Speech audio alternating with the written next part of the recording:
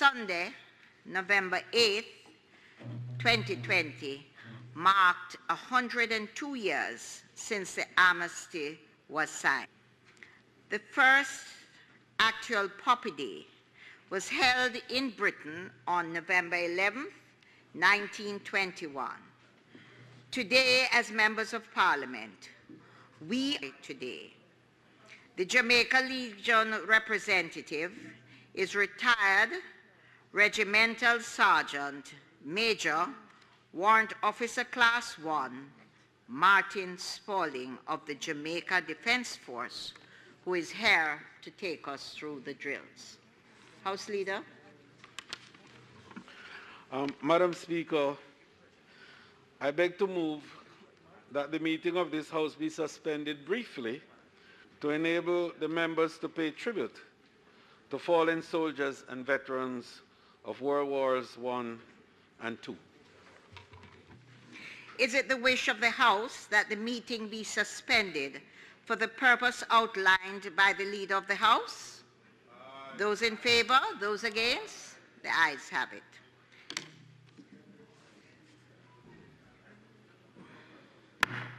I will now invite members to observe a minute silent as Warrant Officer Class 1, Martin Spaulding, a retired member of the Jamaica Defense Force and a member of the Jamaica Legion, will do the exhortation. Will you stand for a minute's silence?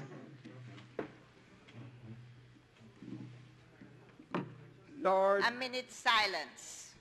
Lord God of hosts, lest we forget.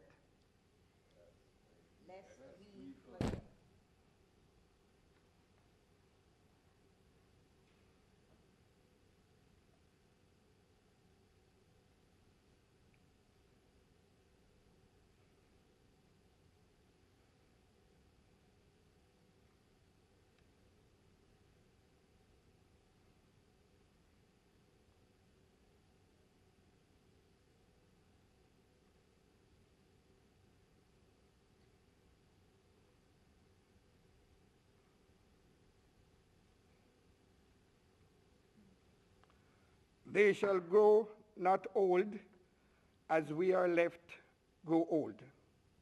Age shall not weary them, nor the years condemn.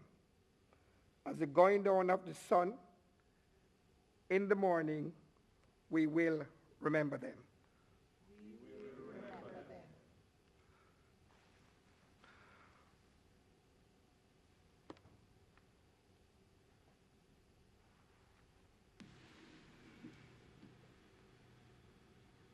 You may be seated. We want to thank Mr. Spaulding for taking us through this ceremony and at the same time ask all our members. Madam Speaker, may it please you to invite the Minister of Education. The appointment of the new Leader of the Opposition. I'm sure you will allow him a moment to say thanks.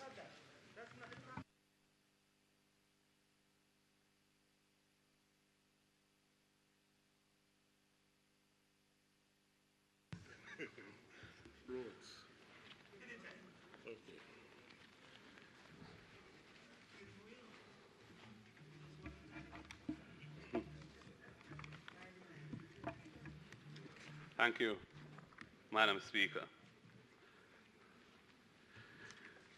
It is with a great sense of humility that I have today received the instrument of appointment as Leader of the Opposition. It is an auspicious occasion, as it is on this very date in 1968 that the Right Excellent Norman Washington Manley, national hero of Jamaica and first president of the party which I have now the honor to lead, gave his valedictory address to the party. In a similar vein, Madam Speaker, last Saturday, 7th of November 2020, I had the honor of being elevated to the presidency of the People's National Party on the very same day that Joe Biden and Kamala Harris won the US election. I wish to congratulate President-elect Biden and Vice President-elect Harris on their historic victory. For us in Jamaica, it has particular significance because Kamala Harris's strong connection to Jamaica is of significance, her father being one of us. I urge the government to find a suitable way of honoring her in keeping with the immense national pride and joy that her electoral success has brought to our people. Madam Speaker, I am grateful to all who had the trust and confidence in me to provide this opportunity to serve my beloved country, Jamaica, in this new role.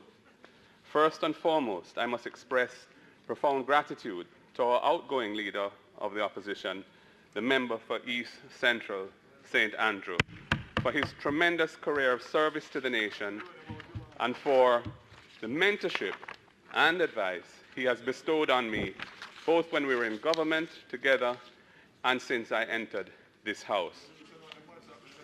Mr. Speaker, Madam Speaker, the opposition provides a critical check and balance to the use of state power by the government. In Parliament, we must uphold our oath to defend the Constitution of Jamaica and always protect the interests of the Jamaican people. In carrying out this sacred duty, we will not oppose for its own sake, but always with the objective of strengthening good governance and accountability of the nation. We will seek to be constructive in our words and deeds. At the same time, we will be fearless and unrelenting in the face of corruption or maladministration wherever it arises. And we will be vigilant in protecting the rights of our people and the future of our country. Now more than ever, Madam Speaker, our nation needs a strong and responsible opposition. Though our numbers here in this House are relatively small, we little but we talawa. We must be cohesive and strategic as we stand up for the Jamaican people and perform our parliamentary duties. We must reach out to civil society and the wider public for support where important issues of principle are at stake and the government is, in our view, going down the wrong road. Madam Speaker, I assume this office at a time when our country is facing unprecedented hardship. The COVID pandemic has already cost over 220 lives in Jamaica, most of them in the past 2 months. The pandemic has also resulted in a sharp slowdown in the economy, which is projected to suffer negative growth of approximately 8% this year. Jamaica is now in a deep recession, and unemployment has spiked from just over 7% to over 12%, which is an increase of over 50% this year. In the face of this national crisis, we must embrace bipartisanship wherever it is in the best interests of the Jamaican people. However, we note that the Parliamentary Committee on COVID that was established earlier in the year stopped meeting before the recent general election, and despite the intensification of the public health crisis since the election, that committee has not been reconstituted. As a result, the opposition no longer has an inclusive voice in strategizing with the government in response to the pandemic crisis. I invite the government to reconsider the exclusion of the opposition in that way. On a similar note, Madam Speaker, the matter of reinstating the role of opposition members to chair select committees of Parliament remains unresolved. That convention was first implemented by former Prime Minister, Most Honourable Bruce Golding, in 2007, and it continued through 3 successive administrations until this current one. The Prime Minister's decision to depart from the convention and have government members chair all but 2 of the sessional committees has weakened parliamentary oversight of the executive. Calls have been made by civil society and the media to restore the convention, along with useful suggestions to strengthen the process. I urge the Prime Minister once again to reconsider this matter and to reinstate opposition chairmanship of the sessional committees. Madam Speaker, I raise these issues at a time when the national crisis has further intensified. The heavy rains of the past 2 weeks have caused massive devastation to many parts of our island and the rural economy, with farmers bearing the brunt of the losses and the country's road infrastructure taking an awful beating. Some communities are cut off as we speak, and it is especially hard on the poor and vulnerable at this time. Indeed, some families have lost their homes. I use this opportunity to call for swift assistance to those most in need. The government must move quickly to clear blocked roads and remedy breakaways that have cut off important means of access. It is vital that any blocked drains and gullies be cleared quickly, as more rain is forecasted as likely in the coming days. I also appeal for persons who own heavy equipment to demonstrate the true Jamaican spirit of love and care for each other, to help in the effort to clear roads and drains. Indeed, Madam Speaker, for all of us, this is a time to reach out to those in need and lay a helping hand and to raise them up where they may be in need of assistance. Amidst the hardships and crisis now afflicting the nation, the opposition must present a beacon of hope to lift the spirits of the Jamaican people. We must ready ourselves to provide an alternative to the country when the winds of change catch the nation's sails. I humbly and gratefully commit to serving as leader of opposition effectively and resolutely with my team of opposition members of parliament and supported by our members in the Senate. Jamaica needs a robust and effective opposition at this time, and as the new opposition leader, it will be done. God bless Jamaica, land we love. Thank you. Statements by ministers. Yes. Wami. You're on the subject of statement by minister. We need to confine ourselves to the standing order. Because in my many years here, I came in 1980, I've never heard. You know, come on. Tony, I've never heard of a statement by a new leader of opposition when it said statement by ministers. We need to confine ourselves to the standing order. Okay? He made a statement and he was going all over the place. But I blame the leader of opposition business who got up and asked you to allow him to speak. I believe the leader of opposition business should protect his new leader from his own self. He needs to protect the leader from his own self. Member, I want to thank you. I want to thank you and to note that in his response, the new leader of the opposition was indeed lengthy.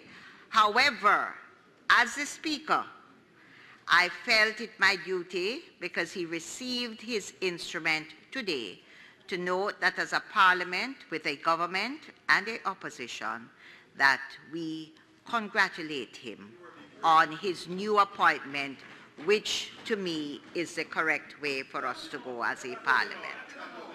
Thank you.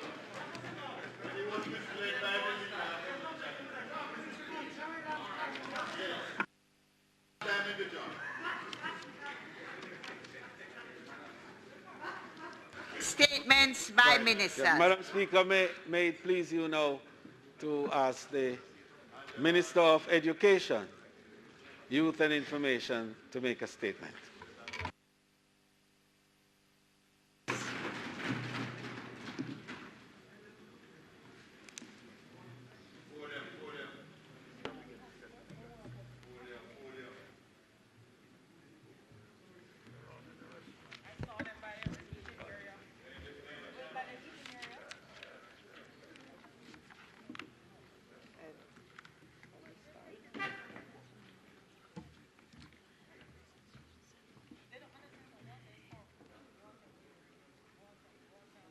Madam Speaker, In bringing this update of the education sector today, I begin with great sadness on the deaths of 4 of our children over the past few days. Jade Ann McLean, 13-year-old student at Brownstown High School, daughter of Cadian Howard. Rihanna Howard, 14-year-old student who attended Marcus Garvey Technical High School, died along with their relatives, Cadian Howard, 34-year-old sister of Rihanna, and Jason Gale, the husband of Cadian Howard. 9-year-old Alifia Timbawala of St. Jude's Primary died on Saturday from leukemia. 5-year-old DeAndre Jaden Peterkin from Flanker St. James, who died in a fire. He was a student of Providence Basic School.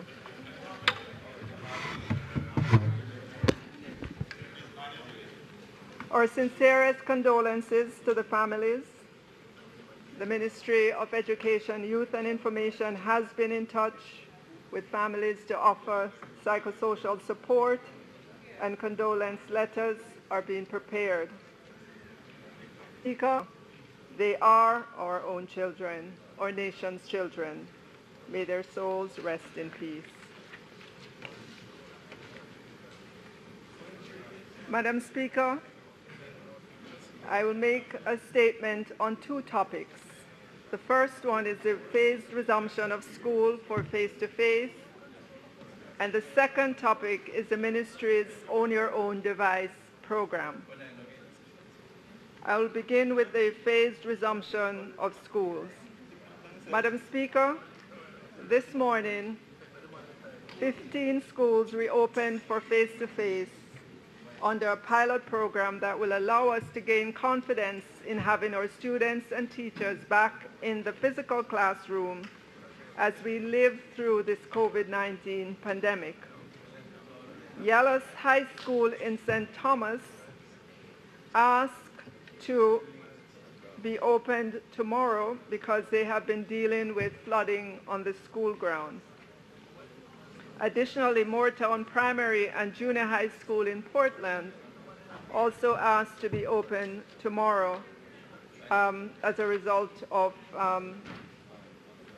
dealing with some issues as well.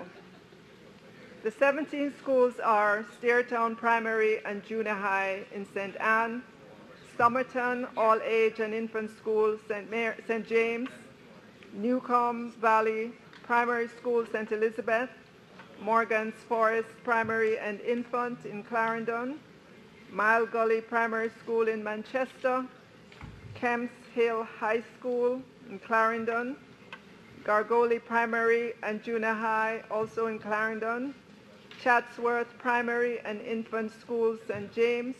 And while I'm calling these names, you will notice that there are some pictures that were sent to us today that are being shown on the screen as to what it looked like on the ground, how the students came into school, and so on. So there's Chatsworth Primary and Infant School in St. James, Chantilly Primary School in Westmoreland, Bethlehem All Age and Infant School in St. Elizabeth, Ballards Valley Primary School also in St. Elizabeth, Alston High School in Clarendon, Moortown Primary and Junior High School in Portland, Chalky Hill All Age in St. Anne, Devon Primary in Manchester, Monique Primary and Junior High also in St. Anne, and Yallis High School in St. Thomas. In preparation for the phased resumption of face-to-face learning, the ministry activated its processes with principals.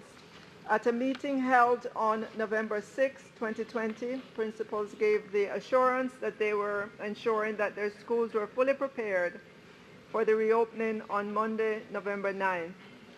As you heard, this reopening was delayed by a day given the prevailing weather conditions over the past weekend and the challenges dealing with flooding in some areas. All received a satisfactory inspection from the Ministry of Health and Wellness. Madam Speaker, through our regional directors, we received reports that the parents and teachers have expressed support for the pilot initiative, and some were physically present at the school assisting with the preparatory activities. Madam Speaker, accommodations have been made for teachers and students with comorbidities. So, for example, the teacher with comorbidity or other issues would stay at home and provide the lessons remotely with the help of another teacher in the classroom. Psychosocial sessions have commenced for the students, and we will continue to ensure that the fears and anxieties of the stakeholders are addressed. Furniture for schools have been delivered to ensure the observance of the social distancing protocol, and any old or obsolete items were removed from the school grounds. The schools will have a staggered resumption with different year groups reporting on different days. The high schools and a few of the primary schools will utilize the rotational approach guided by the blended learning model. Madam Speaker, the Ministry has also put in place a rigorous program to assist in the monitoring and evaluation of the pilot of the 17 schools reopened for face-to-face classes. The tools include monitoring and evaluation plan, monitoring and evaluation visitation schedule for the data collectors, school resumption observation schedule and checklist, principal interview schedule, and protocol for administering data collection instrument. This evaluation will be conducted to determine the extent to which the reopening of 17 schools during the COVID-19 pandemic for a period of 2 weeks was done efficiently. It aims to facilitate evidence-based decision-making to determine the successes and highlight further considerations that need to be given to the full and/or partial resumption of face-to-face instruction for the education system as a whole. For the purpose of this evaluation, the Ministry's Planning and Development Division will seek responses from all students and teaching staff in these 17 schools using electronic questionnaires. The questionnaires will be shared through the Ministry-provided email addresses, the regional school improvement officers, supervisor education officers, and general education officers. The population of students and teachers that attend face-to-face classes will be targeted for response. Parents of students will be asked to be present when students complete the questionnaire. All 17 schools will be at the end of the 2 weeks. Officers from the increase the reliability ratio of the judgments made. Inter-rater reliability is required in the form of 2 simultaneous observers. In the meantime, Madam Speaker, the 3 approaches, which are the online, audiovisual, and the learning kits, will continue to be utilized by all schools, including the 17 schools, if so needed. The Ministry of Education, Youth and Information remains committed to ensuring that no child is left behind. Madam Speaker, I will now turn to the second topic, which is the Own Your Own Device Incentive Program. I'd like to share with members the procedures for the distribution of tablets and laptop vouchers for the new Own Your Own Device Incentive Program. The Ministry of Education, Youth and Information has developed a voucher incentive program for students who are in need but are not on path. The program is called the Own Your Own Device Incentive Program. The Government of Jamaica, through the Ministry of Education, Youth and Information, has been utilizing technology to enrich and improve the educational levels of its students and move towards a fully connected and knowledge-based society. This incentivized program will support the goals of the Government of Jamaica's Vision 2030 outcomes to develop world-class education and training, a technology-enabled society, and an internationally competitive ICT industry structure. The Own Your Own Device program is in keeping with the ministry's Bring Your Own Device policy, which outlines the specifications for laptops or tablets to be purchased. The Own Your Own Device incentive program seeks to benefit an estimated 36,000 needy students in primary and secondary schools across the island. A selection mechanism has been proposed to make the determination regarding the 36,000 needy students who are not on path. So I will outline, Madam Speaker, the criteria for selection. Parents or guardians can apply through an established website powered by eGov Jamaica. Parents or guardians are asked to visit an approved vendor and disinvest to devices to help them into the transition to the online learning. Students who come of age in the technology, the year in which all of us are working towards having Jamaica become a first world country. It begins with our students, Madam Speaker. We have to equip our students to be ready for that knowledge-based, information-age, technology-driven economy and society. Thank you.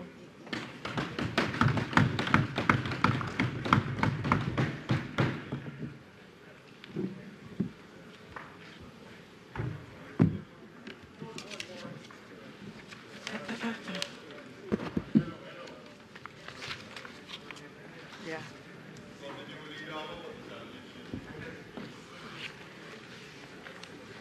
Bobby, you know it's been a pain in the mind. Permission. Madam Speaker, I'm assuming that this has been my seat placed once we are here. So thank you for the permission to speak, Madam Speaker. But they are long enough not to follow you. Madam Speaker, it's sometimes a little difficult to gather my thoughts and to actually speak as I should with some of the interruptions that I am faced with. I am trying, Madam Speaker, but you understand how difficult it is. Thank you very much. Madam Speaker, as I said last week, I really had expected a statement last week, but I'll accept it this week very graciously in terms of what is presented. Madam Speaker, the presentation dealt with two issues. One was the pilot program with the phased resumption of face-to-face activities in schools, and the second was around the Own Your Own Device program. So let me speak first of all as it relates to the pilot program to resume face-to-face activities. As I have said here and elsewhere, I have... members, please, there's a loud... As I have said here and elsewhere, we have absolutely no objection to the resumption of face-to-face activities in our schools. The problem, of course, is always we do it. And I have listened and read what the minister has said in terms of the other stakeholders that have been part of the discussion.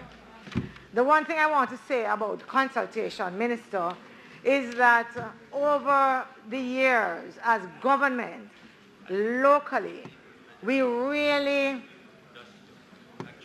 have come to equate the lowest form of consultation with what we mean about public consultation. So consultation takes place on what we call a ladder, which means that at the lowest rung of the ladder is the case where you speak to individuals and you tell them what you're doing and they have the information.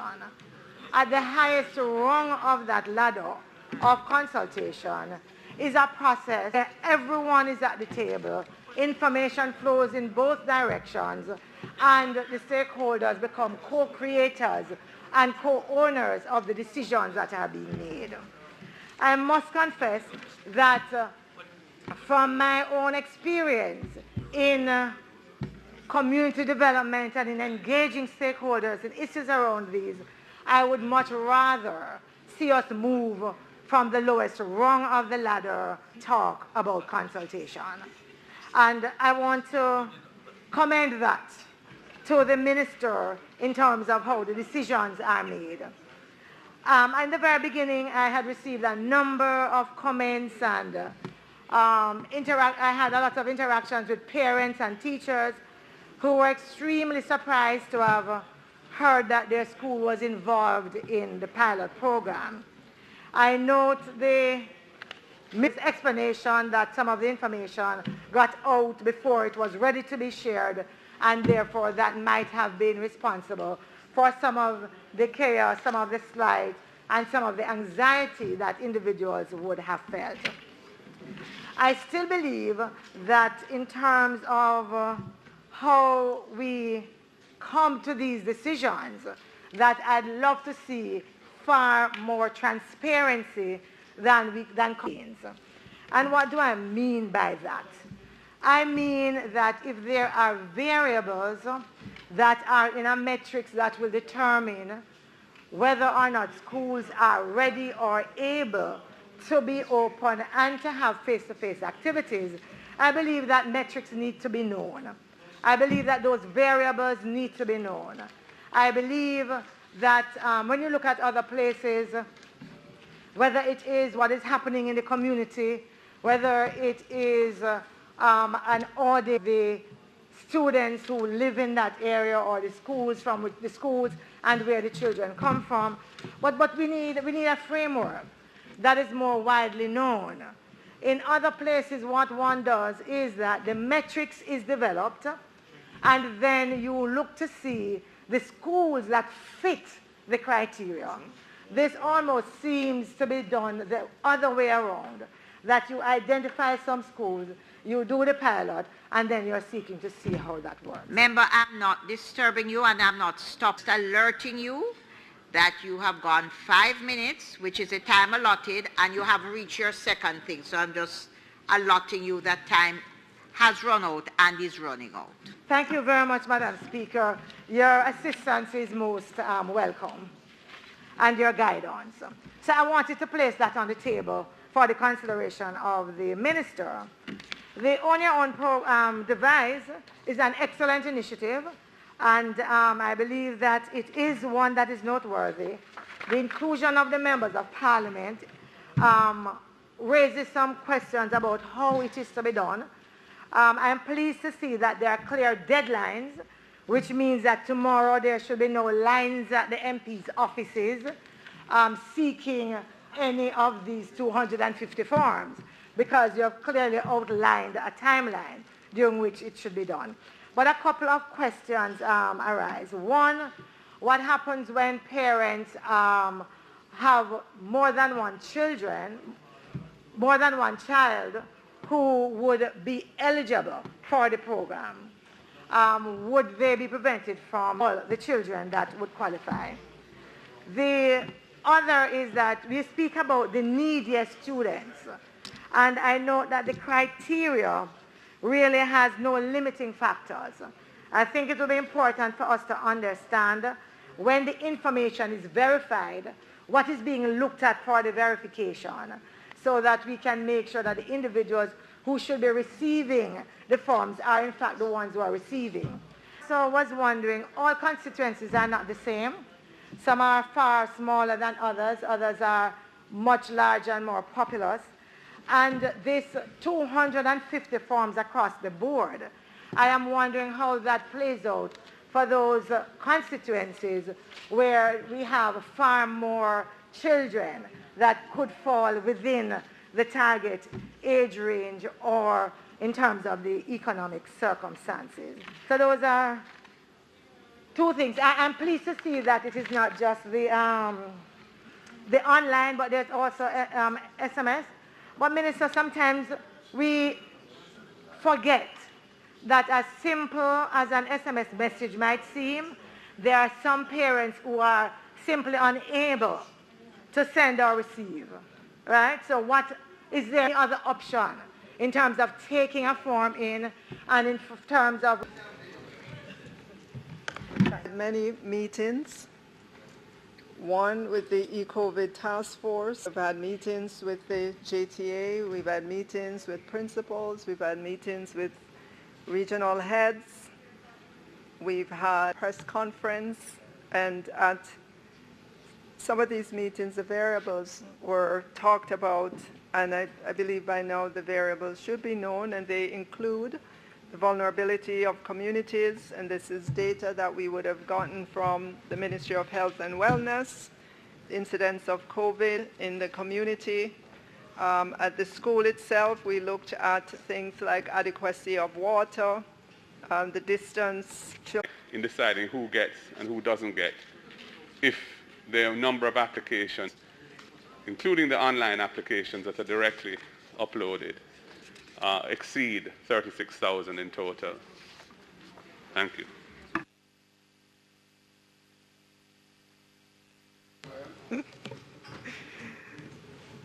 All right. So a primary criteria would be income less than 3. And then your question about what to say, income criteria, but then MPs, some MPs in an amount that would be permitted.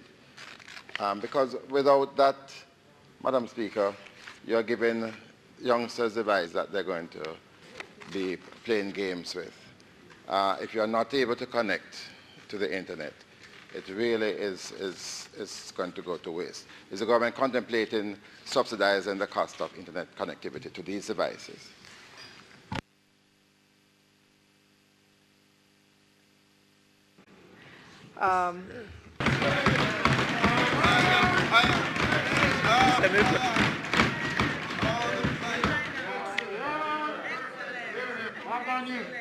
But here we are in 2020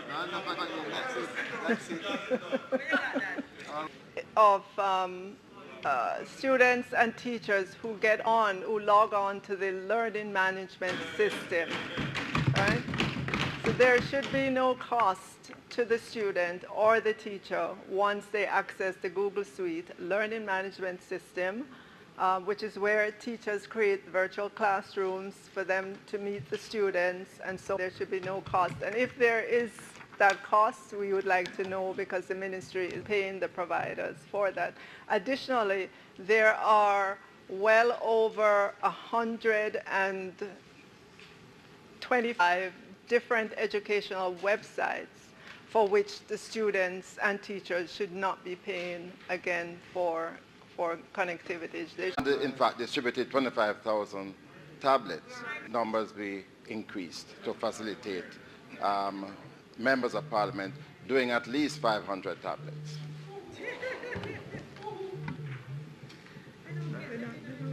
Okay, all right, so Minister, using the paper forms, in persons online as well. The paper was just to facilitate those MPs who are in the rural areas.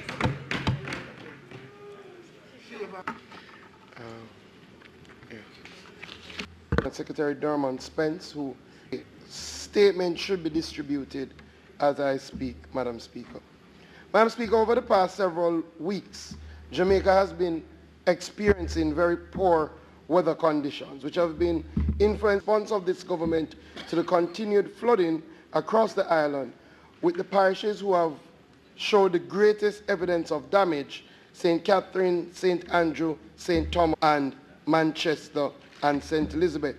Madam Speaker, I've spent the last 2 weeks visiting a number of our farmers across the most affected parishes. In fact, we have gone farmers with a loss value of $6.8 million, and we have seen the loss of over 350 pigs and small ruminants, valued at some 7.5. Drains, protected structures like greenhouses are still inaccessible, but we already have a preliminary in COVID-19 in relation to the market, the Ministry of Finance and the Public Service to see what additional support provided to our farmers so that we can return to acceptable levels of productivity.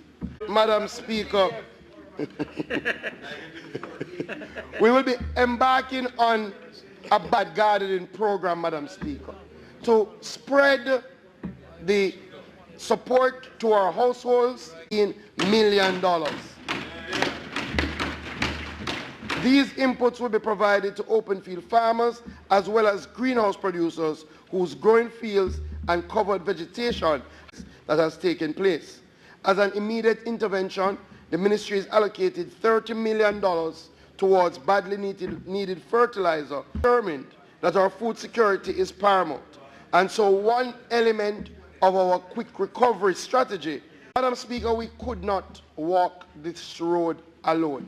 And as such, over the last few weeks, I have been on an outreach along with the Permanent Secretary to our various partners across the agricultural sector for them to support this recovery effort. Over the year, the Ministry of Development of the sector for continued support of the sector. The value of their contribution, Madam Speaker, is... You are speaking on my behalf when I say, Madam Speaker, that firstly, on my behalf when I say, Madam Speaker, that firstly, let me just indicate that devastation to the agricultural sector is of no fault of any government whatsoever. It is a natural disaster, an act of God, and nothing we could have done to prevent this devastation. Madam Speaker, I must also commend and take note of the government in terms of providing relief. And I must commend, you have to give credit where it is due, and I must commend the minister as well, because minister, I know that you toured southwestern Clarendon. You went into the constituency and you saw first-hand nature of the devastation.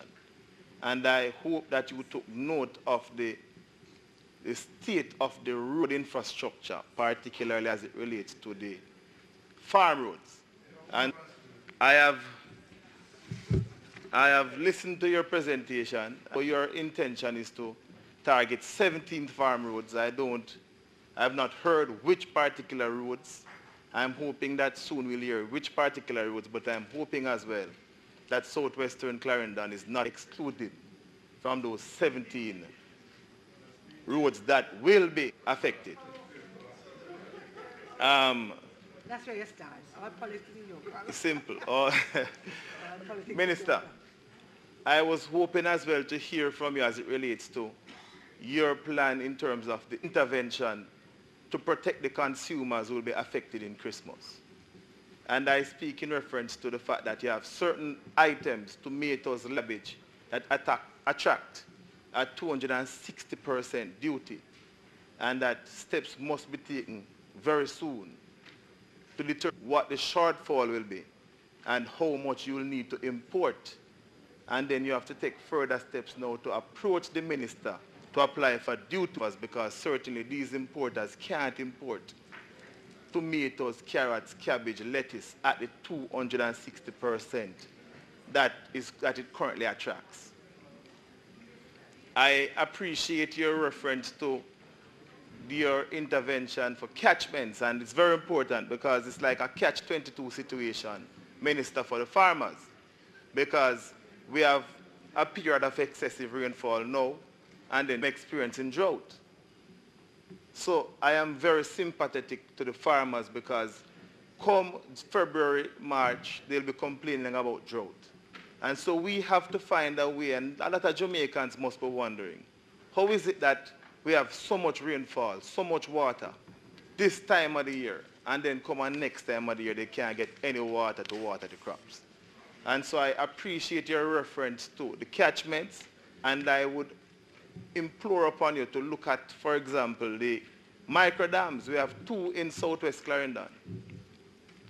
Take a look at the micro dams. There are micro dams there that can be utilized. The micro dams were were introduced to Jamaica by Michael Mann in the 70s. I believe they are very useful. They can be very useful. They can provide two options. One, it can help with the water runoff, excess water runoff in terms of storage of the water, taking the water off the field so that the farmers are not adversely affected. And two, we store the water for future use so that come a few months' time, there's no issue as it relates to drought. And we have to try to find a way because we can't control when rain falls, you know. But we can take steps to ensure you can come, look at them, tour them with me, and you can use them as a pilot project, a pilot program to see how best we can. Because when the dams were initially introduced, you know, the technology that was there wasn't sufficient, so there was a lot of seepage. But since then, I'm sure to Jamaica Bauxite Institute, they can tell you that they have some new technologies now. Liner, geotextile membranes, you can use those now. And that will help us in terms of the storage of the water. So I ask you to, Minister, look at the usage of the microdams and see how best we can. I know, Minister, that there's also an issue with the shortage of chickens, day-old chicks. For the last 2, 3, 4 months, we have been facing this issue. Christmas is coming. I know there will be an increased demand for poultry meat. So I'm asking the Minister to see how best he can address as well. Because I'm being told by constituents and persons across the island that they are now marrying the chickens with the amount of feeding for the 25 chickens. Then you can't buy the chickens at all. And a lot of farmers or small farmers can't continue to operate like that. So I'm asking you, Minister, to take the steps that are necessary to address this issue. All in all, it is commendable in terms of the government. The government doesn't owe the farmers any obligation, but the government has done what is responsible in responding to the needs of the farmer at the time. And so, Minister, I'm here to work with you, and we're here to work together for the best. The pandemic is the agricultural sector. And so the success of that sector inures to all our benefits. So, Minister, thank you very much for what you have given to the farmers, and we look forward to working together. Thank you very much.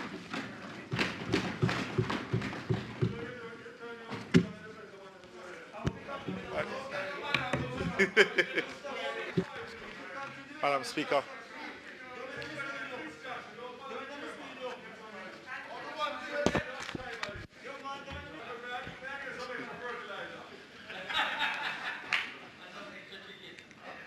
Madam Speaker, just a few questions to the Minister. Under the Farm Road Program, the 17 roads that you mentioned, if there's a possibility that once the list is compiled that we are able to see which these are, and are these roads that will be the attention will be paid firstly in those areas that are worst affected. So there are some roads, and I see here where the Minister has an additional 100 million to help with some rehabilitation. But is it possible for us as members of or to identify some of these roads that may not be identified by radar?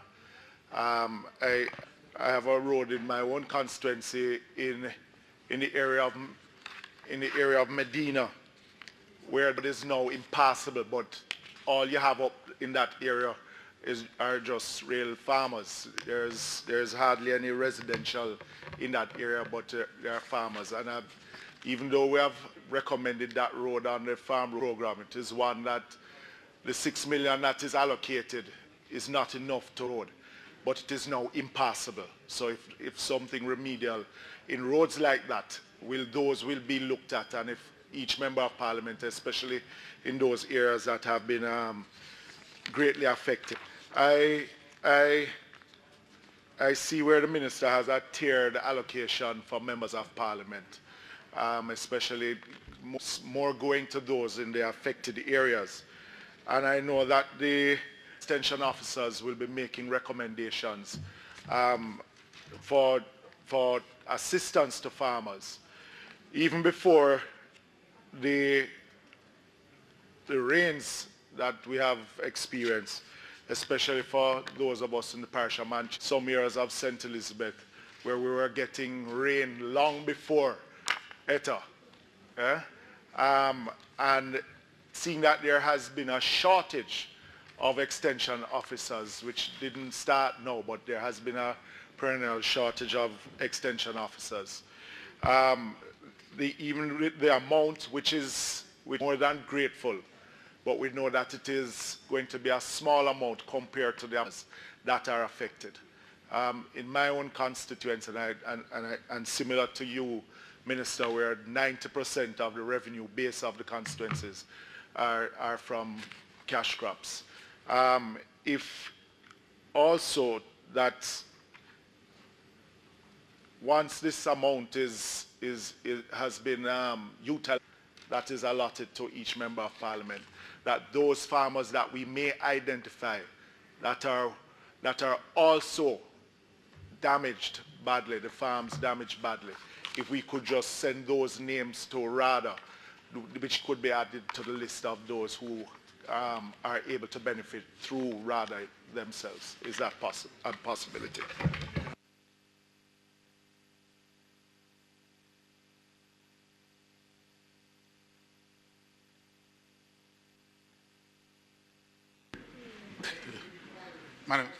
Madam Speaker, Minister, as the opposition spokesman on agriculture quite rightly points out that shortages that would derive from as a result of the flood damages, the system of importation to meet the immediate needs, including the Christmas holidays, will no doubt be in play, and with that, issues of licenses and waivers.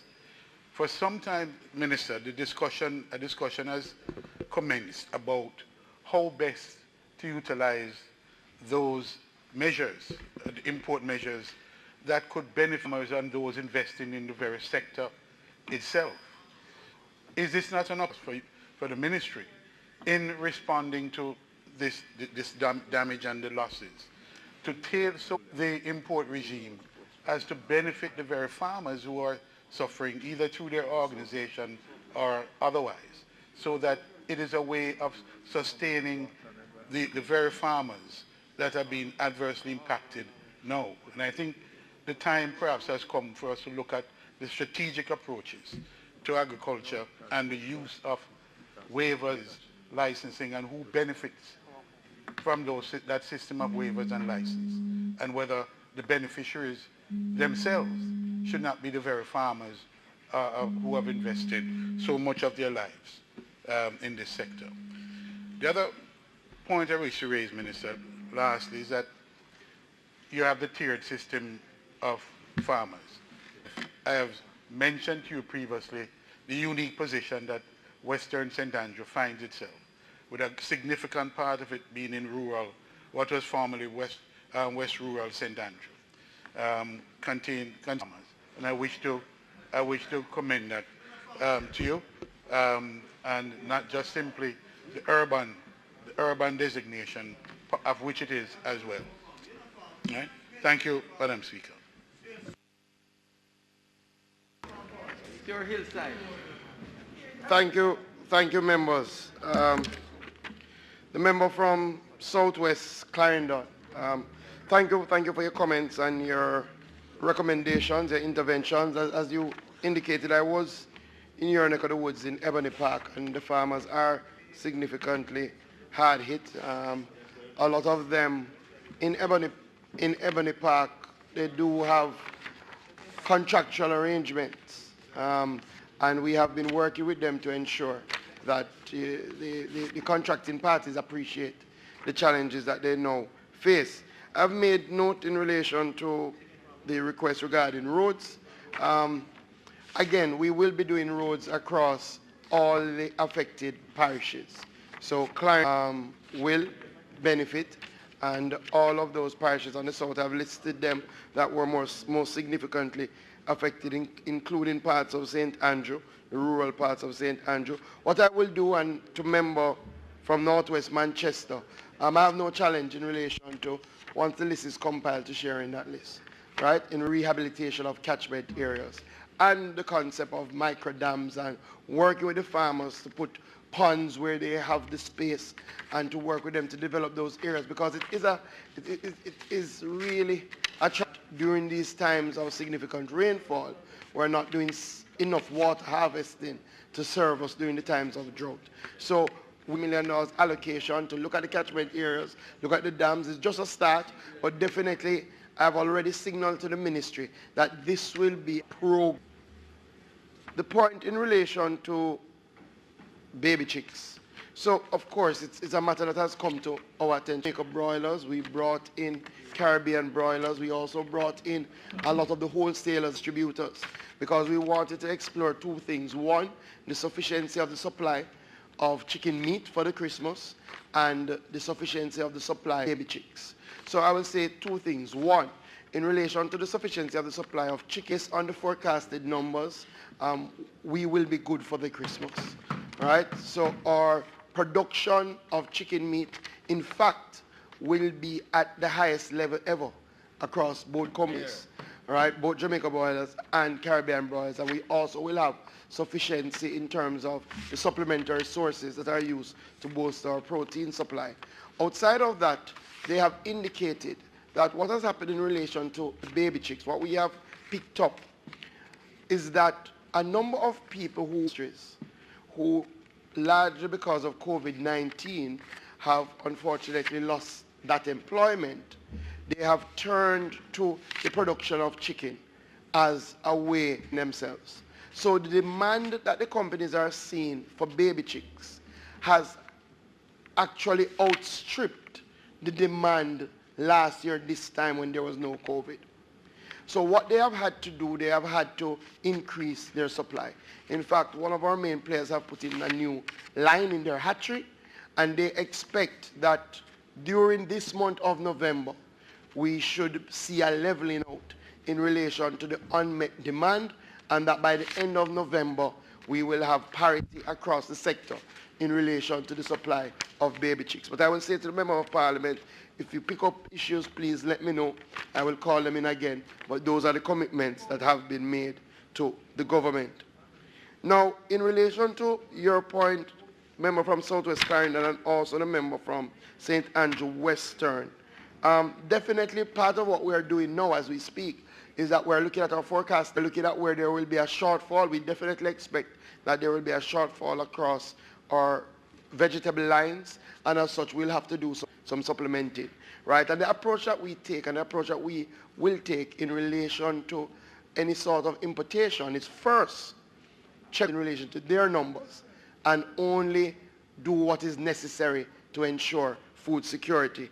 We will look back. You've made a good suggestion. I was looking at it last week in relation to our duty regime and whether it is viable, feasible for anybody with that duty regime to actually bring in some vegetable lines. So I commit to look back at it. Regime regarding duties, waivers, importation of, we have actually started that work. We're looking comprehensively. Also our production relief incentive program for agriculture. A lot of the farmers have been saying it's too difficult for them to access when they really plan to go into significant processing and agriculture. So I know JAMPRA was leading a charge in that regard, and we are looking at it from where we sit at the Ministry of Agriculture and Fisheries. So we will continue to do that deep dive and come up with a more equitable system that takes into account our farmers. But in the short term, what we're going to be looking at now over the course of this week is the shortfall and how we can ensure that for Christmas we have sufficient supplies. That is critical. And in relation to the member from Northwest Manchester, once you identify any roads, write to the parish manager indicating the situation as a parish manager from RADA, and this is for all MPs. Yes, if there are roads across your constituency, farm roads that have suffered significant damage, please bring it to the attention of the RADA parish manager. And also farmers who have suffered damage, you can bring it to the attention of the RADA parish manager. Clearly, we will never have all the resources we need at any given time to address every single issue. And in relation to farm roads, quite frankly, even if you raise it, other than what we have reallocated for emergency cycle, because again, we will look at it and see what can be done to address it.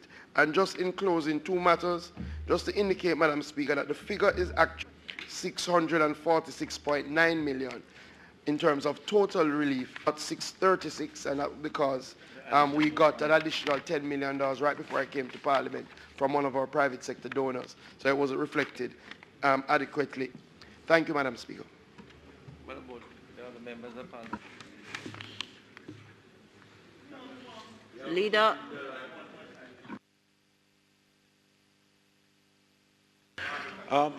Madam Speaker, the Prime Minister, the Most Honourable Andrew Holness, will now make a statement. May it please you, Madam Speaker.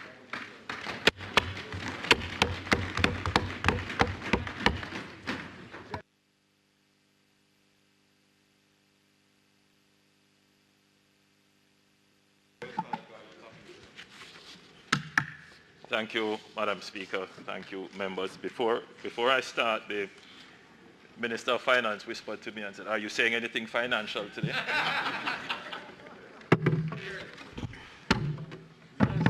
Let me reassure you and the technocrats at the Ministry of Finance that whilst what I am saying will have financial implications, I have not come here with any new allocations. Copies are on your way.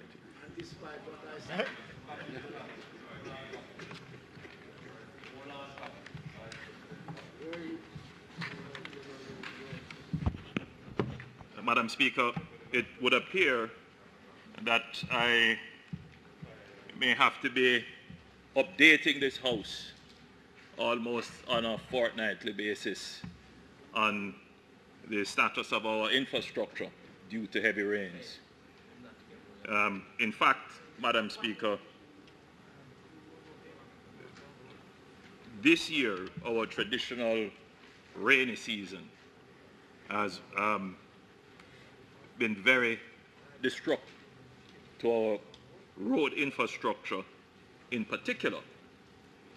Since my last statement made to this Honourable House on October 27, 2020 regarding the impact of weather conditions on the island's infrastructure, rainfall in Florida set by the 2005 season, the development of tropical storms could again feature well after November 30th this year. Just last night, another storm, Theta, formed over the Atlantic Ocean, making the 2020 season now the most active season, hurricane season on record. Madam Speaker, the Met Office is advising that forecast models again are projecting the strengthening of another tropical wave in the region later this week, and that it could be a repeat performance of increased rainfall for the weekend. So I urge persons living in low-lying areas, flood-prone areas, persons who reside on areas where we know the soil condition is unstable, that they should be prepared. The projections are that there will be more rainfall this. Now, the longer term prediction is that rainfall amounts are going to remain near to above normal levels even after we enter the dry season in December to January. So we will continue to have rain through the rest of this year into January. These increasing torrential rains are appearing to be repeating every couple of years, which is the anticipated impact of climate change, which will bring more torrential rainfall outbreaks followed by longer, more intense droughts. Given the persistent rainfall and predictions of rainfall, we have had to be very measured in our response to date. And I don't want measured to be interpreted as not being fulsome in our response financially. We are doing the best we can with the resources we have.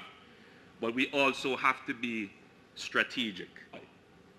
We could very well deploy now, and then by the weekend, we have to go and redeploy. So we're being guided by the Met Office's predictions. Their forecasts are being incorporated in the NWA response models.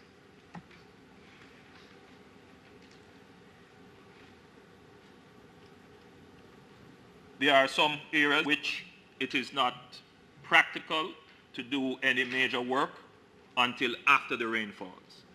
Indeed, we may have to, with some of these infrastructure damage post the hurricane season in order to benefit from fairer weather and to be frugal in the expenditure of public resources.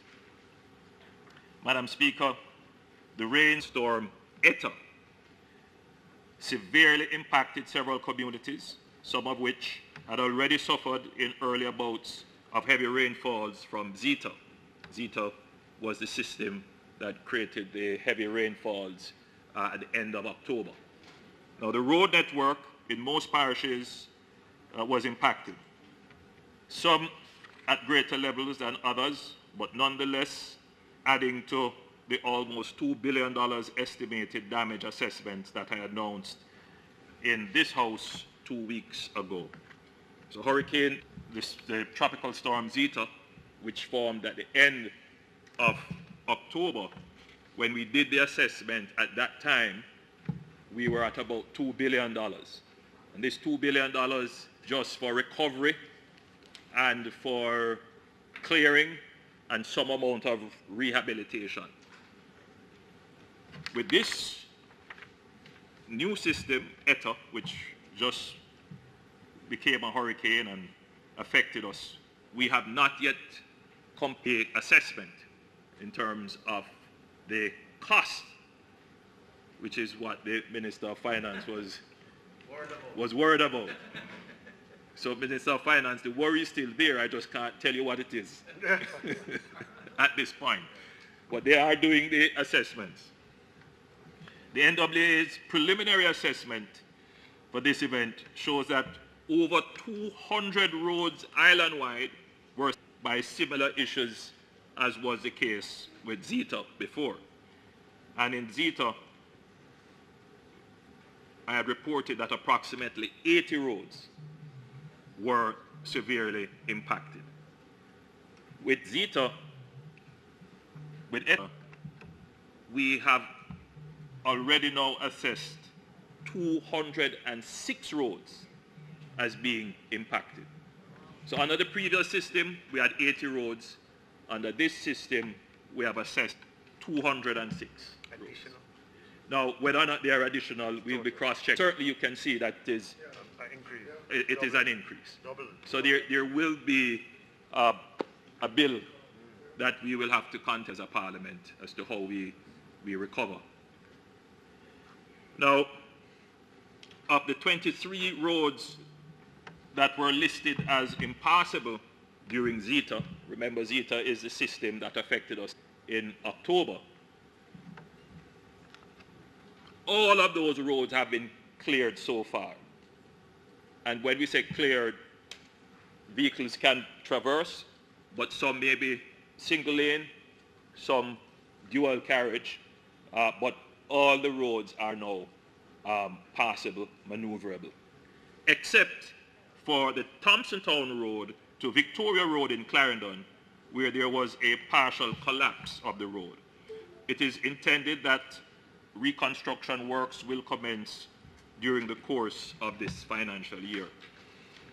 So I have a listing which I will circulate to members of the roads that were affected, passable under Tropical Storm Zeta. And as I've said, All of those 23 roads have been cleared except one, Thompson Town to Victoria, and that road had a partial collapse, which require far more than what we can undertake in this program. And as quickly as possible, we will be mobilizing resources to ensure that the residents affected in those areas return to some form of normalcy. Now, the preliminary assessment indicates that the southern parishes were again more affected than the northern parishes. Madam Speaker, I'm informed that under Hurricane Eta was affected 23 impassable, including, which most persons would have seen circulating on social media, a major breakaway, a part of the Gordon Town Road in St. Andrew. Now, the Gordon Town Road is a major challenge at this time, as not only do we have to be dealing with that collapsed and repeatedly blocked the road, but we have a major breakaway that has essentially cut this important main road and indeed all the communities going up into the hills of Andrew. I have instructed the NWA to ensure that all the necessary technical work is done expeditiously in order to get this issue resolved. It major effort and time to have the road channel that is some 80 meters, that is about 262 feet. So from the base of the road to the river below, 262 feet. That's fall off.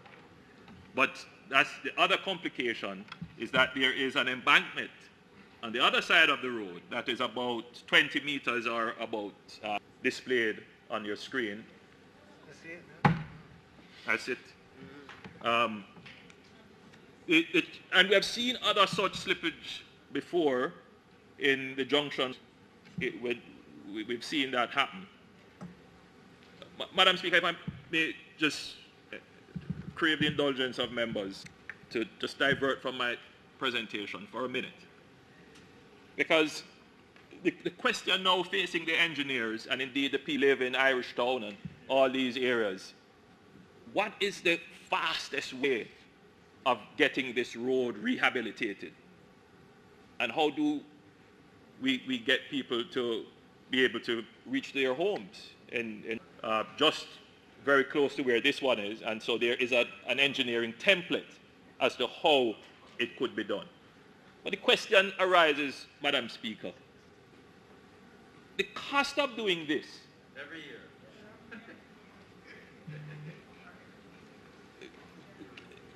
Shouldn't it be that there are other considerations such as a realignment of the road? Again, these are questions that we as politicians can ask, but they can be objectively answered by engineers. They would have to present to us, which I've asked them to present, for us to do the cost benefit, to see whether or not a realignment is not a better solution. Now remember, the embankment is 60 feet. It is still unstable soil, so the engineers will have to tell us. But the reason why I raise the issue, it has always been a puzzle to me, Madam Speaker. Why have we built roads? And I went back to just do some research. It's very interesting because, Madam Speaker, many of these roads, and you know, I see all the comments about our roads and they're being destroyed when it rains. You know, Madam Speaker, the vast majority of our roads were never engineered roads, meaning that they weren't built to any engineering specification. They weren't planned roads. The Gordon Road, for example, because it was first a pathway, a track, horse and buggy, leading to coffee plantations that were in the area. It then obviously became the main pathway, and then people settled, our governments came, put the asphalt on it, and there you have your roads. Again, it is where the settlements have emerged, and we have joint path. But, Madam Speaker, we could ask ourselves then, how can we be critical of people who choose to go and settle on riverbanks, as we are now being totally exposed in my wife's constituency, but in all over Jamaica would have taken over. The roads for which probably love Jamaica have to now follow behind in a river course, floodplain, or a marginal area. But after that assessment is done, Madam Speaker, I wish to tell the nation that this administration is of the view that where location is recommended after objective assessment, then such relocation must be done. Last week, I said that when I last presented, I said, Madam Speaker, if only we could bridge the political to be able to have these communities that are at risk be relocated, we would be well with it. It is where the names appear on the voters list.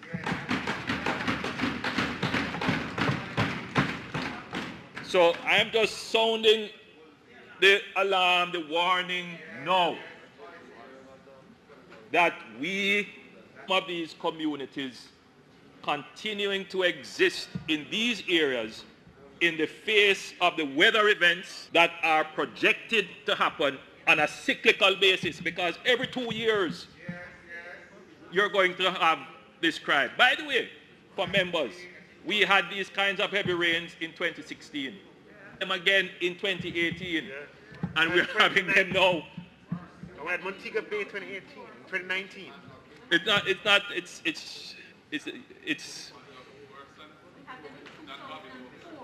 had them in two. It's repeating itself over and over. But you know, Madam Speaker, in speaking to the head of the NWA, what has happened in the past, and I bring it up because, you know, residents have complained. We have had hurricanes, we have had heavy rains, infrastructure has been destroyed. The government makes an allocation, but the clearing debris and to just bringing back the road to the bare conditions, very limited rehabilitation is done. So in other words, for every single weather event that happens, the infrastructure is permanently degraded, because whichever government, this administration or previous administration, simply does not have the fiscal wherewithal to bring the road back up to standard. So every 2 years, the infrastructure around Jamaica to be degraded by a significant weather event, but you will not see the commensurate budgetary allocation to bring the infrastructure back to where it should be. And that is the reality that we face. What it says to us is that where people has to now become a focus of government attention. We have to build infrastructure that is defensible. So it's not where you feel you want to go and live. Structure that is defensible, that is resilient, that incorporates these eventualities, and then we have to build the planned communities around the infrastructure. Then we have to encourage people who are living, many of them in these unplanned communities, to transition into the planned communities. And which is why we have put in place the Ministry of Urban Renewal, Urban Development. Because That is the kind of long-term strategy that has to be laid out. If Jamaica is going to survive in this new era of extreme climate and the impacts of climate change, then the infrastructure we build must be built to last and withstand. And with the budget that we have based upon our economy, we have to take economic decisions about the infrastructure and settlements around it. So, Madam Speaker, thank you for allowing me to depart from my script. Road, which is the natural, no, very good. So this was written, well, it's clear now, that's good. So persons who live in Section and Silver Hill Gap and so forth and surrounding communities, they access.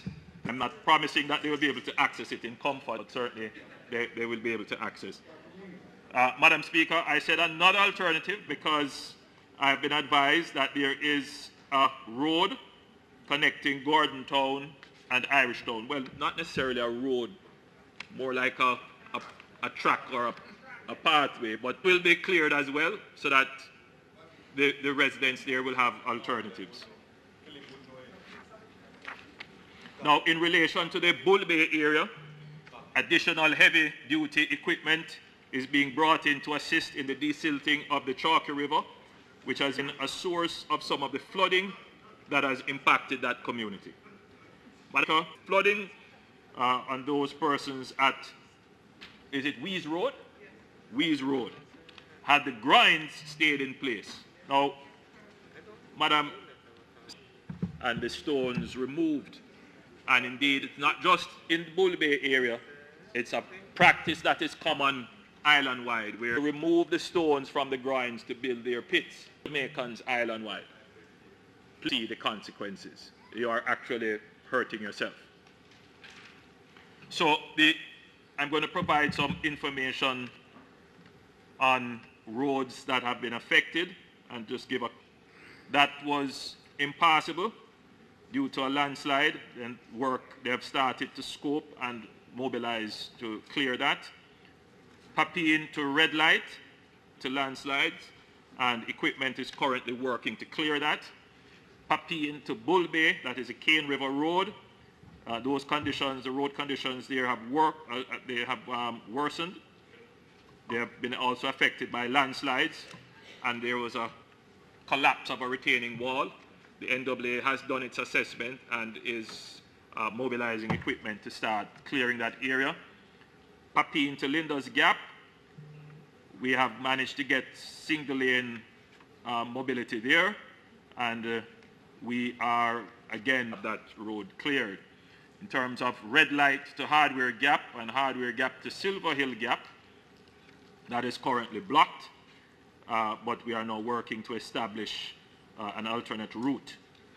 In terms of Guava Ridge to Silver Hill Gap, sections of the road is completely blocked, and they are working to create access to the Gordon Town community. So they are working there to create single lane access. In terms of the Cupius to the Colonel Ridge in Clarendon, that is completely blocked by landslides. Equipment have been mobilized to work, but there is an unstable hillside which is hampering progress. We have mobilized equipment there, and they have started to clear the area. The NAA is working to the White River Fords. The NAA is on spot, and they're working to clear those. Penline Castle, completely blocked by landslides, yet been mobilized to clear the landslides. But they have identified equipment, and they will move to have. Hordley to Haining, again, that was impassable due to flooding. The water has now receded. Hordley to Bath, that was again impassable due to flooding. The water has now receded. The Morant River Bridge in St. Thomas, that was impassable due to flooding. It has been cleared enough to allow for single road traffic. Impassable due to flooding. Caution is urged as floodwaters are rising. And this is traditional for this year when there's heavy rain. And the solution is that they have to allow that area to just naturally drain. There's nothing that they can really do. In Trelawney, wire fence to Warsop, there's a failure of an embankment, partial collapse of the road, and that is currently impassable. A contractor has been engaged, and so they would mobilize very soon to have some work done there. Wait a bit to Hector's River in Trelawney, completely blocked by landslides. There's no alternate route, and a contractor has been engaged, and looking to have the road reopened today. Hopefully they will be able to do so. And Coleyville to Ballinure in Manchester, there's a failure in the embankment, partial collapse of the roadway, and road section partially collapsed and is reduced to single lane traffic. We have not identified a contractor, but that is in progress, so hopefully before the week is out, we should have some works done there. So, Madam Speaker, the estimate of this latest heavy rain flood event is yet to be tabulated, but I expect that it will be at a cost equal to, if not more than, what 2 weeks ago. Madam Speaker, the parochial road network was not spared. The rains that occurred between October 19th and 25th resulted in flood damage to the parochial road network, estimated at over 700 million. With the heavy rains over the past weekend, estimated to be in excess of 1.65 billion. This is what is coming from the Ministry of Local Government. So that is separate and apart I've given you, which is on the NWA main roads across the country. Now, the most significant damage to the parochial road network has occurred in the parishes of St. Catherine, St. Anne, St. Elizabeth, and Clarendon. St. Mary and St. James of Kingston, there is make the right decisions, Madam Speaker, when these weather events are happening. We are seeing the videos being circulating of people trying to be reporters and trying to get close to the destruction that is happening. I urge all Jamaicans to be careful and to stay safe. Leave the reportage to the professionals, because we wouldn't want to hear any loss of, because the curiosity of someone. Wait until after the event. So, Madam Speaker, may it please you. Well done. Very well.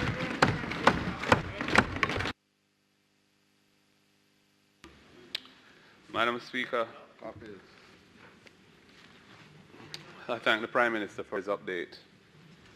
And there's no doubt that there's a lot of hardship and suffering out there. Okay, 2 or 3 weeks of sustained rains over different weather systems. And Prime Minister, we have one of the most extensive road networks in the world in terms of roads per square mile in Jamaica. And as a very mountainous country, many of our roads traverse valleys, and there will be rivers in valleys often, because we are, or certainly were originally, a land of wood and water. And so many of these roads have lasted. Some of the problems that we have relate to land slippages rather than the roads themselves.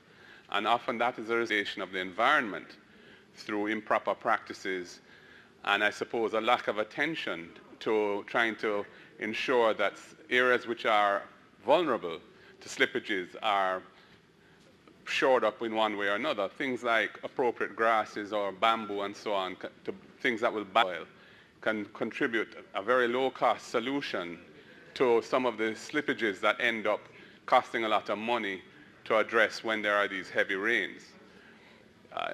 One of the things that concerns many Jamaicans, including myself, is the fact that many roads recently constructed, have suffered tremendous damage. And in particular, problems of flooding. We have seen flooding in many in many urban areas. Hagley Park Road has a flooding problem. Marcus Garvey Drive has a flooding problem. I mean, I hear the howls, but it's a reality. And we've heard persons senior engineers in the public service indicate that the drainage situation is a problem because in the design of the roads, sometimes inadequate arrangements for drainage have been put in place. So I think we also have to look at how when we're expending large amounts of money on engineered roads, that we don't cut corners, rush unduly, so that we ensure that in an era of climate change and extreme weather events that are coming at us every year or every other year, that the infrastructure that we put in place has the necessary elements of support in drainage and so on, so that we don't or suffer the inconvenience of businesses and residents along the corridor suffering from severe flooding. And that has been a problem in parts of the corporate area, Montego Bay and elsewhere. And I'm not casting blame in saying that on any administration, because I'm sure it spans administrations. But the point really is that if we don't ensure that we do the necessary planning and ensure that the necessary arrangements to infrastructure are in place, we're going to suffer the consequences down the road. And I think that's an important point. The Prime Minister indicated the issue of informal settlements and persons living where they shouldn't be living because it's not safe. I don't personally think that that is a socio-economic problem. That's a socio-economic problem in Jamaica.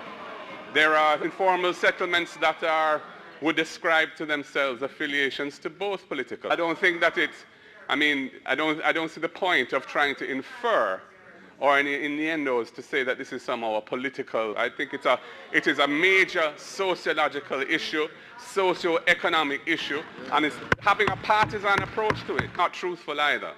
So I think we should try to avoid, when we're discussing such a significant thing as that, trying to ascribe political motive or political undertones to the lack of solutions to these issues. There have been programs over many years attempting to deal with this problem, but I don't think any of them has been 100% successful. Some of them have fallen by the wayside because of issues that have affected the management of the program. Some is maybe a resource issue and so on. But generally speaking, where you're talking about persons at the very base of the society who are living in a very marginal way and marginal lands, vulnerable communities, to try and say that it's a political problem as opposed to a national problem is a helpful approach, personally. It does cause umbrage on our side because the inference is somehow that our side is more to blame than another side. I don't think this is a side thing. This is a national socio-economic problem.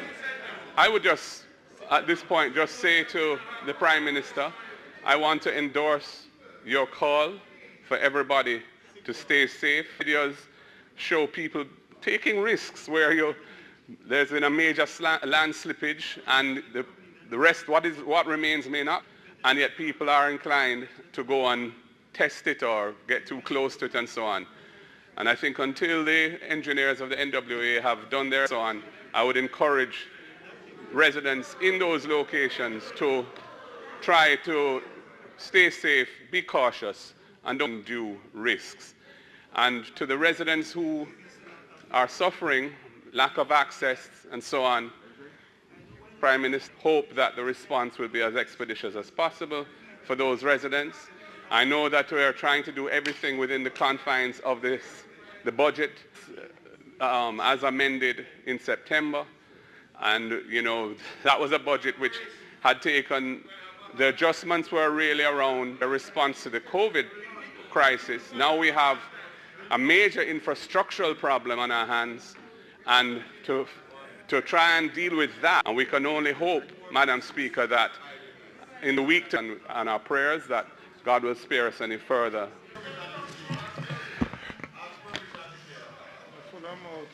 Deal with what we're facing now. as a national emergency. Yeah? Because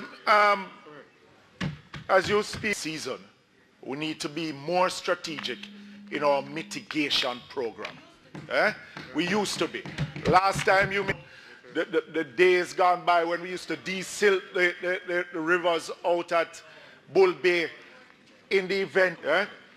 But I'd like to say to you, Sir Prime Minister, just as a matter of urgency, to be found not only for the major drains, but some of these secondary drains in the interior of the country. We have some, now that we know that more rainfall, there are some roads that becomes impassable with even just half an hour of rain. If we urgently, and even if this is deployed to the National Works Agency, parish offices, but some of these drains can be cleaned so that we don't see a reoccurrence in some of the areas that we are seeing. But also, the agency, but if the JDF can also be used, they have some major thoroughfares that there are some breakaways that cannot be seen at nights with damaged roads where you have going down into to ravines. If some warning signs urgently can be placed so that we don't have any loss of lives in these areas. But also, as we speak of no-build zones and the fervor that the Prime Minister speak of persons building in areas that the government having to go in after to do these is going out into Bull Bay, but also can be deployed in other areas of each program has a housing component to it. And we have, for the last couple of years, we have not seen the build-out of houses under the HOPE program. And many of these beneficiaries are persons that are living in deplorable conditions. I'd urge this housing component of the HOPE program, see if some urgency can be given to the build-out of these houses, which will give some employment to some small contractors and take some of these persons who may have lost their houses during this rainy period. Because I speak of my own constituency, a list of names have been taken over a year and a half ago, but not one house has been built any of these residents. And I think some urgency can be given to the build-out of this program. But again, Mr. Speaker, Madam Speaker, to you, Sir Prime Minister, I'm begging if some resources can be found to do some urgent drain cleaning in some of these areas so that we don't see some of the blockage of the roadways in some of the interior, especially interior parts, because we generally deal with the main roads and signs to be put out there for the traveling public so that we don't have any loss of life. Thank you very much.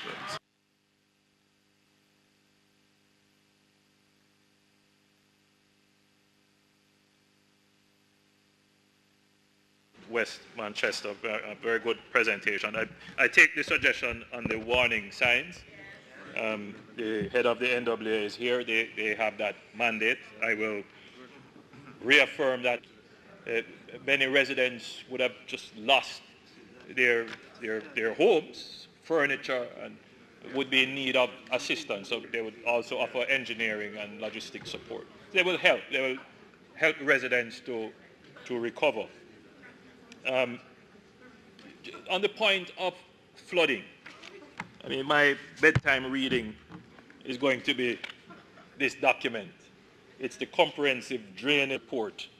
This was a study undertaken by Stanley Consultants, sponsored by the IDB and the government of Jamaica. I made last presentation. This is the Comprehensive Drainage Plan. So it is not that we don't know what to do. The issue is how to fund it. And then how to strategically deploy. So you mentioned, the flooding of some of the main roads that we have done. Now, as we seek to upgrade the neck, so for example, we have upgraded Constant Spring Road, we have upgraded Hagley Park Road, and we have flood, or other roads are carrying water without drainage that existed before. Where does it end up? It ends up on these roads. So the flooding is not because of any poor design of the new road. It is just a consequence of the built infrastructure that we have. A part of the solution lies in this document, and we really need to have a major drain infrastructure in the Tinson Pen area leading out into the sea, as was the case with the areas don't generally have a large flooding problem.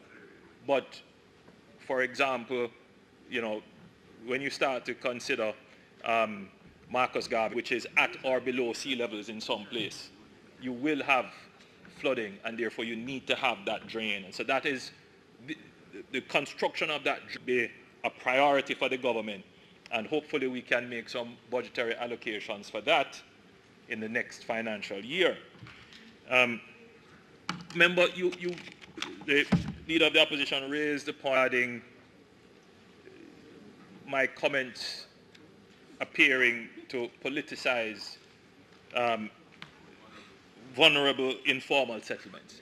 But, Madam Speaker, it is the case that it's an issue. It is not my intention to politicize it. Indeed, it is my intention to take away the political impetus. The leader of the opposition having said this is not a political issue. Very important statement, and we are happy that it has been made. And therefore, that sets now the basis for the government to work with the citizens of a state to see to the proper relocation. But we must come to a consensus in this House that we cannot allow communities that have emerged in areas that are susceptible. You know, Madam Speaker, the institutional memory still exists in communities that know that the river was here 10 years ago and then it shifted over there. If it was here 10 years ago, it can come back and probably will come back. I know this. And if every single budget we have to be trying to repair and rehabilitate, isn't it far more, you know, a wiser decision? Both infrastructure. It would be much cheaper to relocate to more comfortable and to find the best solution for all. I thank you, Madam Speaker.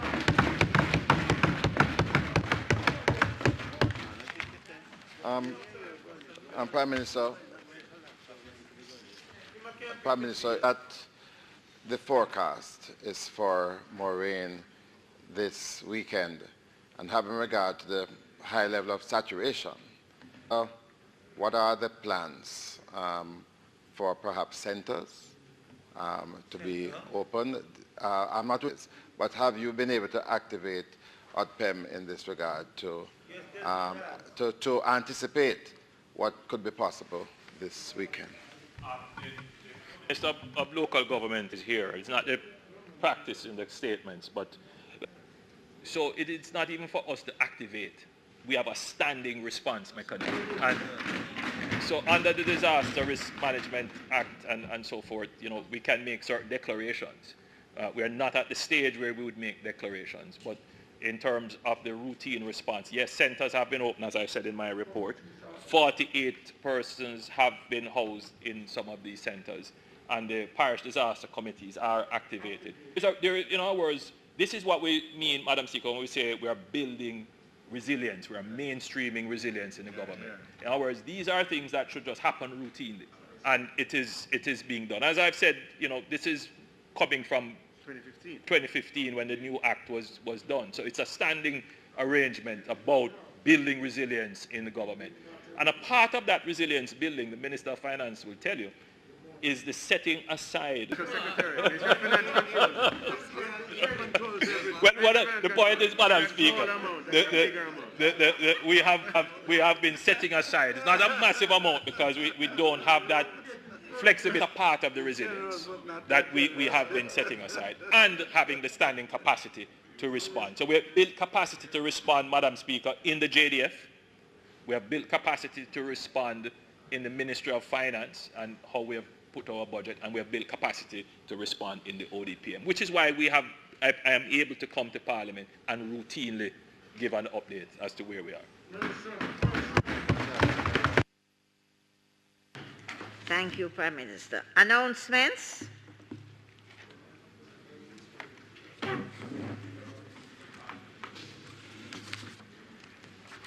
For the year 2019-2020, brought on behalf of the Member of Parliament. Thank you. Bills brought. Deliberation on the motion for exemption brought on behalf of the Member of Parliament for Trelawney Southern Western. Thank you, Madam Speaker.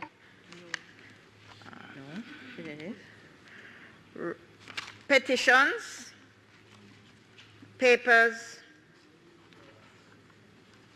petitions given orally.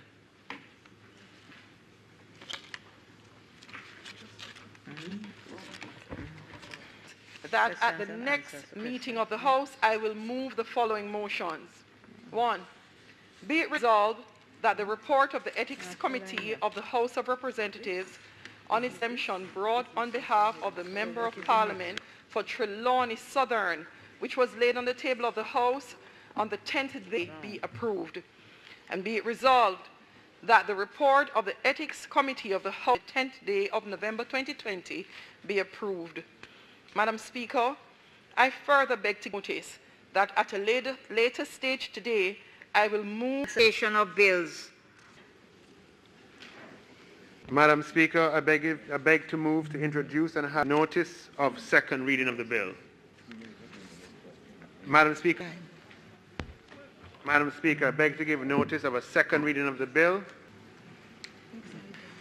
Public business.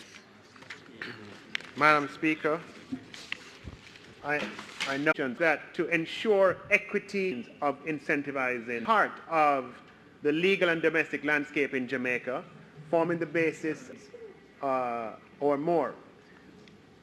Further, Madam Speaker, we have had bilateral exchange agreements with countries like the United States, and I'll get to that in my presentation. Now, the mutual entered into force, which was ratified autumn exchange of information, as I mentioned. The MAC is a multilateral convention that was designed as an instrument of international law to facilitate all, and it contains strict rules on confidentiality and a proper use of information, and permits automatic exchange of information, with one of its main advantages being global reach. Since political interest globally has focused on opportunities provided by automatic exchange of information, and in September of 2013, it was determined by G20 finance ministers and central bank governors that automatic exchange of information was a new global standard to be expected. By a decision to model the global standard for exchange of information on the model by 2014, over 114 to introduce the automatic exchange of information outside of bilateral 2019, or committed to doing so as soon as their legislative framework is in place. Model and example in compliance with global that flexibility, and we now focus of the global model for automatic exchange is financial and banking. So FACTA, I believe, was implemented in 2015, parallel as a US-based agreement. The effect process simplification, higher effectiveness, and lower costs for all stakeholders. Main success factors for the effective automatic exchange of financial information are: 1, a common section of the common reporting standard locally. To this end, there have been stakeholder consultations with a number of representatives of private sector bodies, including the PSOJ, the Jamaica Chamber of Commerce, and the Jamaica Bankers Association, to the common reporting standard, and had the benefit of expertise of the OECD to address their concerns. And we have taken a very of the common reporting standard into the domestic legislation, or by amending domestic legislation to make reference to the common reporting standard as an external document. Madam Speaker, in keeping with the manner in which the FACTA was incorporated into domestic legislation, method would be more effective to maintain the continuum of our current legislation. This seamless incorporation would also be more conducive to making the transition easier for all relevant stakeholders.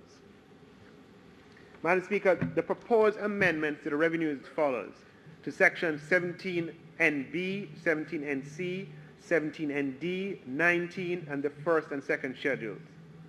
Madam Speaker, consequent on the need for a seamless transition, the bill seeks to amend Section 17NB, 17NC, and 19 Revenue Administration Act.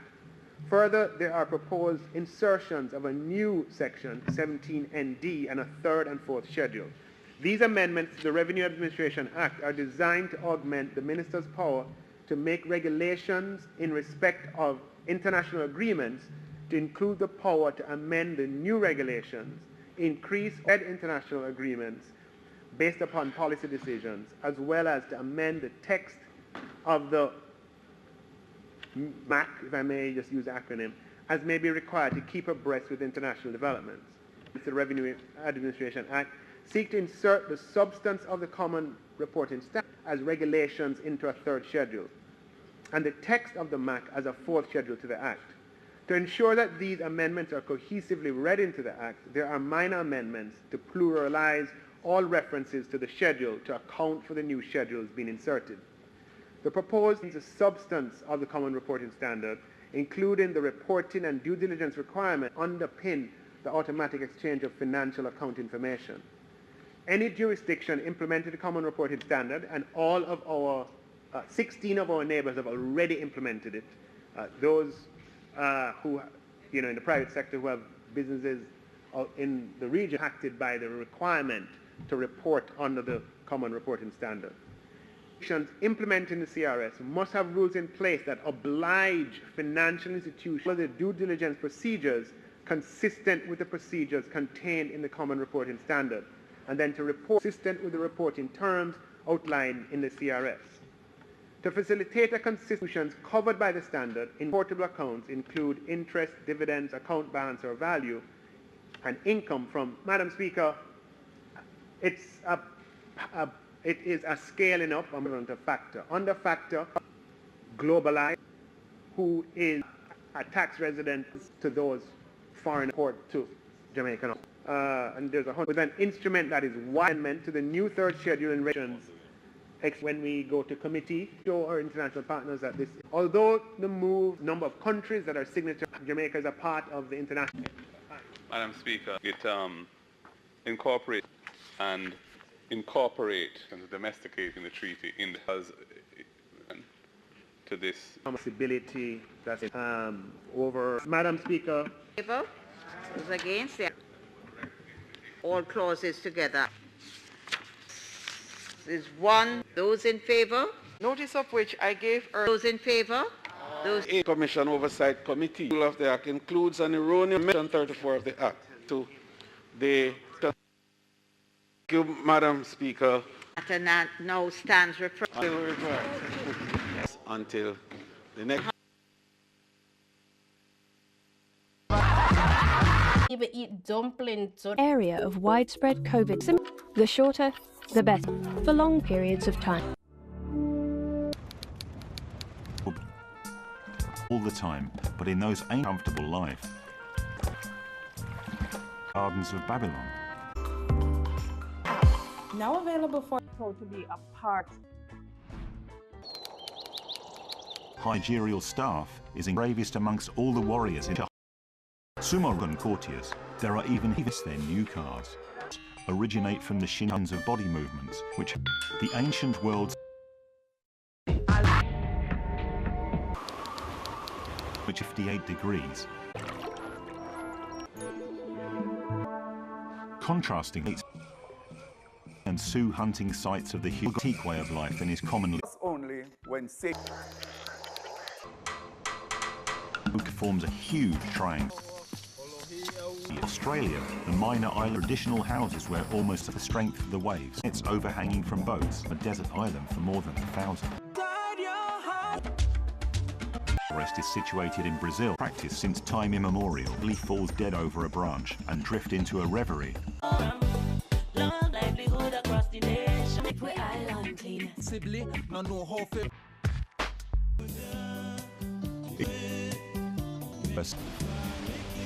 The limpid sea attracts not. This bound optimal weather for your. However, there is an east wind to observe nature even more. However, attract divers only. Time passes much slower. Bay. for decades. Because of different faiths. Army to take the fort. It's the 15th, 1960. Have a cure for every illness. As have all the in the street can become a medicine man. He is proud and beautiful. It's partly because the needs of their cattle herds. We remind you to stay island that have been impacted by the area. Meanwhile, our hardest hit parishes of administrators and registrars spending these long periods of time. Offenders Inquiry Committee was rub your hands, palm to schools. Prime St. Andrew West, the central area, call attention for a pilot project, and we will probably act would be relentlessly and anxiety. Strategic action plan to eliminate that.